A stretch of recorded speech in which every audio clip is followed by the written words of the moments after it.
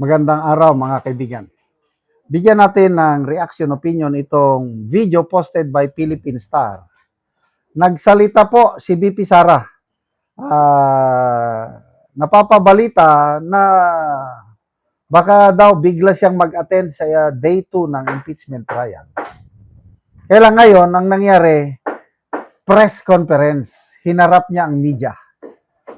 At nagsalita siya, one sentence lang. Ano sabi niya? I will be blooded, but unbound. Duguan ako sa impeachment trial. Masusugatan ako kung ano-anong paratang ibabato sa akin. Blooded. Bloodbath niya. But unbound. Doon tayo magkuhan mamana. Anong ibig sabihin na unbound? O ito yung yan. Tanong?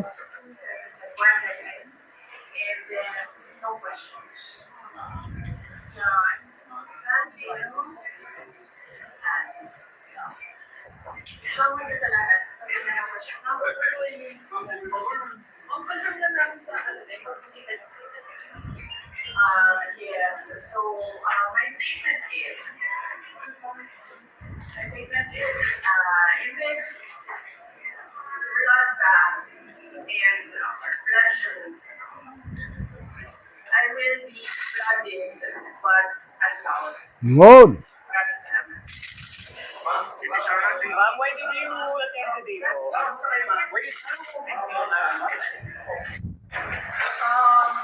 Kaya, magbasa lang ko sa mga comments.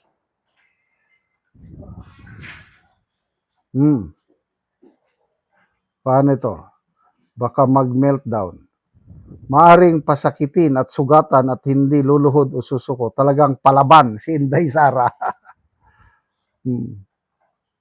Meron namang absent, ramdam ko. So, short statement pero malakas ang impact. Ganyan ang style ni BP Sara eh. Ganda ng BP namin. Maring masugatan ako, ngunit hindi ako yuyuko. Maring masaktan ako, pero hindi ako susuko. Ang galing. Yan ang BP Sara. Mga short statement lang. Ano ba yung sabi niya nung nagkakagulo na? God save the Philippines. Few words, but more on action. Nalala ko tuloy yung speech niya sa Jensen, sa Maasin ba yun? Lahat na lang ng kaso, binabato sa akin. Anong magagawa ko? Dahil wala naman akong kapangyarihan. Dawat-dawat na lang ako. Ibig sabihin ng dawat-dawat, tanggapin ko na lang lahat. Pero mamaya, pag nakabalos ako, yon ang kanyang punchline. Pag makabalos gani ko, humanda kayo dahil lintik lang ang walang ganti. Yes!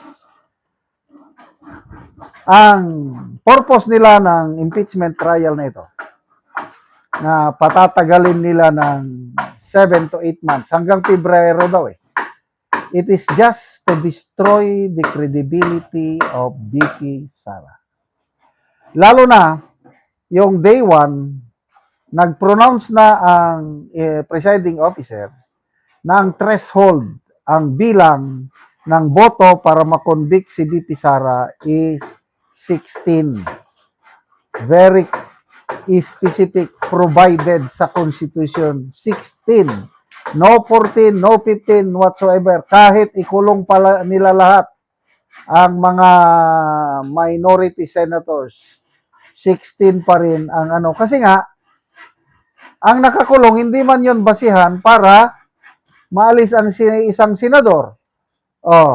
Pwede lang maalis ang isang senador kung namatay. Wala pa mang namamatay.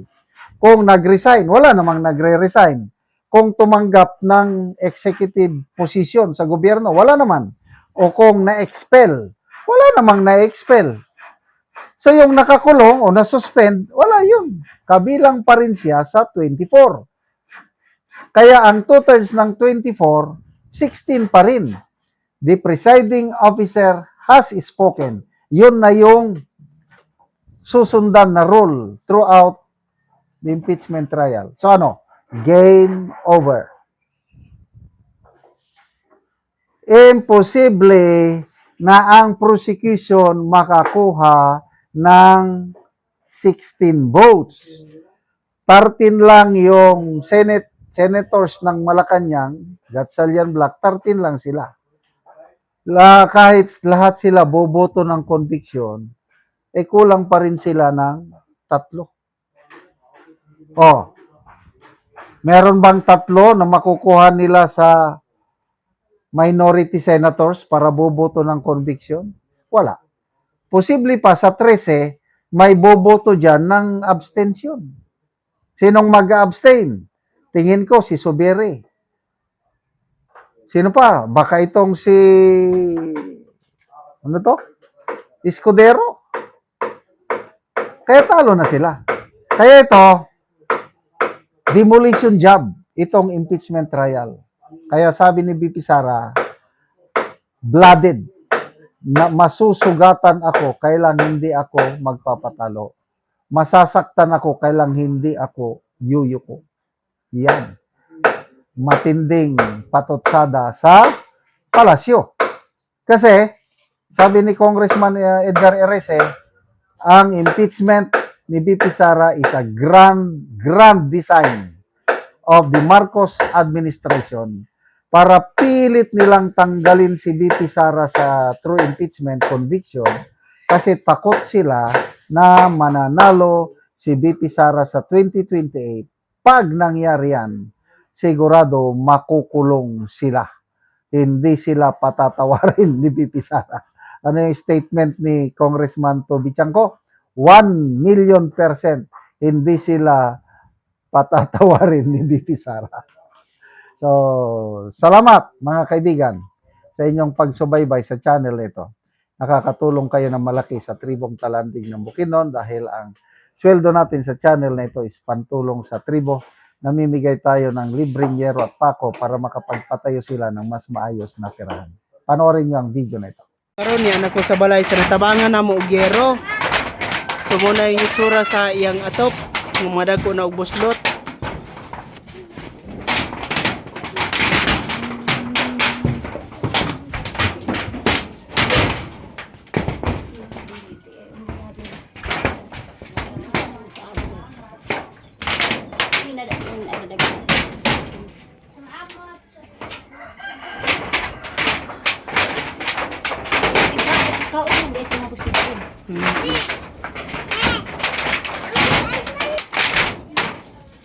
Pangbutangan ng ganito susublo. So mo na ni ang among gihatag nga yero nga iatop karon.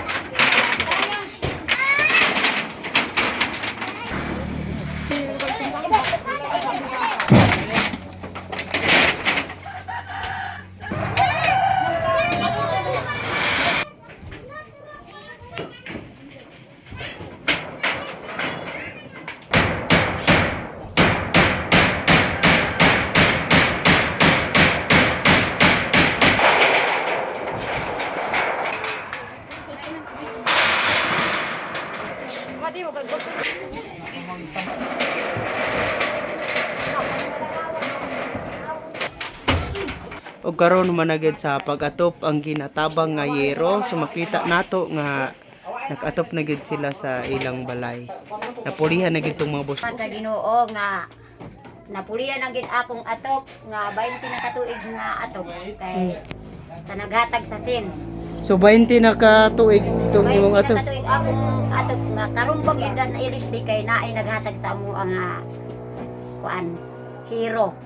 Wala pa sa nagtabang sa amo nga dili pag yun mi magkaatop kay ang among kintaan kulang pa sa among pagkaon. So salamat kay ante. Salamat kaayo gyud.